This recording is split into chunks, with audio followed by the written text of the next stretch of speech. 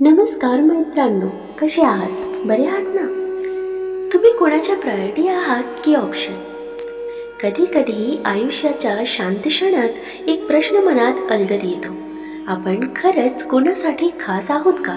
की फक्त वेळ गेल्यावर आठवण येणारी एक सवय? नमस्कार मंडळी, मी चित्रा, तुमच्यासाठी प्रेरणेचा नवा आवाज आणि तुम्हा सर्वांचं स्वागत आहे चित्राज व्हॉइस मराठीवर. इथे प्रत्येक शब्द तुम्हाला देईल नवा आत्मविश्वास, नवी ऊर्जा आणि यशाची प्रेरणा. इथे तुम्हाला मिळेल प्रेरणादायी विचार, सकारात्मकता आणि आयुष्य जगण्याची नवी ऊर्जा.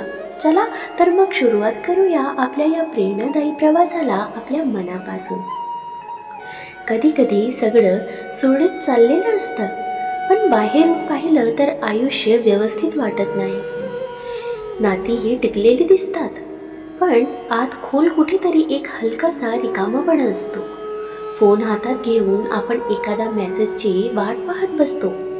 तो किंवा ती आता तरी विचारेल का, असा एक छोटासा प्रश्न मनात वारंवार येत राहतो.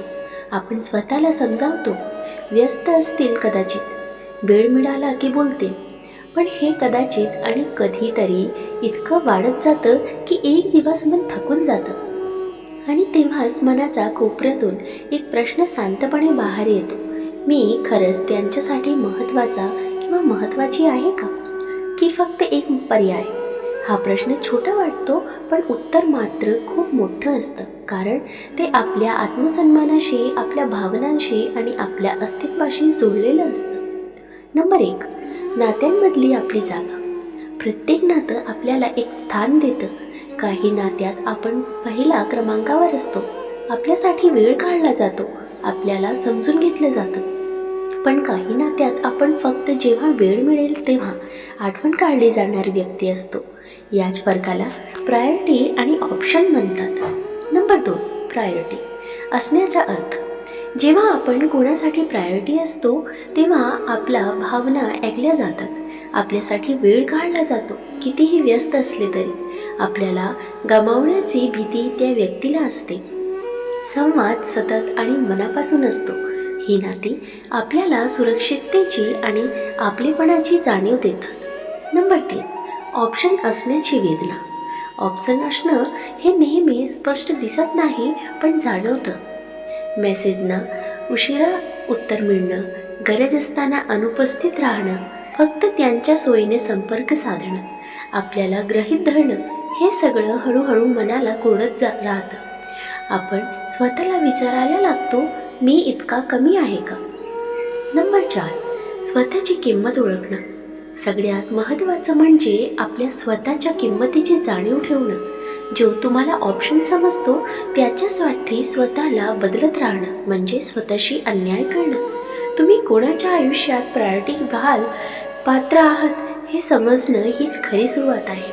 नंबर 5, योग्य नाती निवडणं. आपल्या आयुष्यात अशी माणसं हवीत जी आपल्याला निवडतात, फक्त वापरत नाही. आपल्यासाठी उभी राहतात, आपल्याला महत्त्व देतात, फक्त शब्दांनी नाही तर कृतीतून. नातं टिकवण्यासाठी दोघांनाही प्रयत्न करणं गरजेचं असतं मित्रांनो. आणि मग एक दिवस तुम्ही आरशात स्वतःकडे पाहता आणि शांतपणे स्वतःला विचारता, मी अजूनही कोणाचा वाट बघतोय, की आता स्वतःला निवडण्याची वेळ आली आहे? आणि मग एक दिवस असा येतो जेव्हा तुम्ही सगळ्या गोष्टींचा विचार करता, त्या सगळ्या वेळा आठवतात जेव्हा तुम्ही कोणासाठी वेळ काढला, स्वतःला बाजूला ठेवलं, त्यांच्या एका कॉलसाठी तासनतास वाट पाहिली.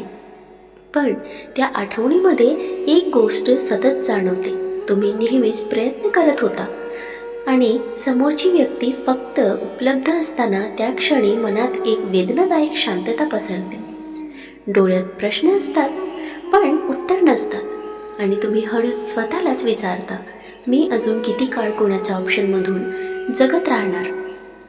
कदाचित त्या प्रश्नांचं उत्तर लगेच सापडणार नाही, पण कदाचित हाच तो क्षण असेल जिथे तुम्ही दुसऱ्यांच्या आयुष्यात आपली जागा शोधणं थांबवून स्वतःच्या आयुष्यात स्वतःला प्रायोरिटी बनवायला सुरुवात कराल. की अजूनही तुम्ही कोणाचा एका मेसेजची वाट पाहत राहणार आहात? मित्रांनो, दररोज सकारात्मक विचारांसह आपण भेटत असतो. तुमचे जीवनही असेच सकारात्मक विचारांनी भरून जाओ. तुमच्या मनातील सर्व चांगली इच्छा आकांक्षा पूर्ण होत. तुम्हाला सुख समृद्धी लाभो ही ईश्वराच्या चरणी प्रार्थना. मित्रांनो, तुम्हाला हा व्हिडिओ कसा वाटला कमेंट करून नक्की सांगा. व्हिडिओ आवडल्यास लाईक शेअर करायला विसरू नका आणि अशी छान छान कथा आणि सुविचारासाठी चॅनलला सबस्क्राईब नक्की करा. भेटूया पुन्हा एका नवीन व्हिडिओमध्ये. तवर स्वस्थ राहा, मस्त राहा, आनंदित राहा. धन्यवाद.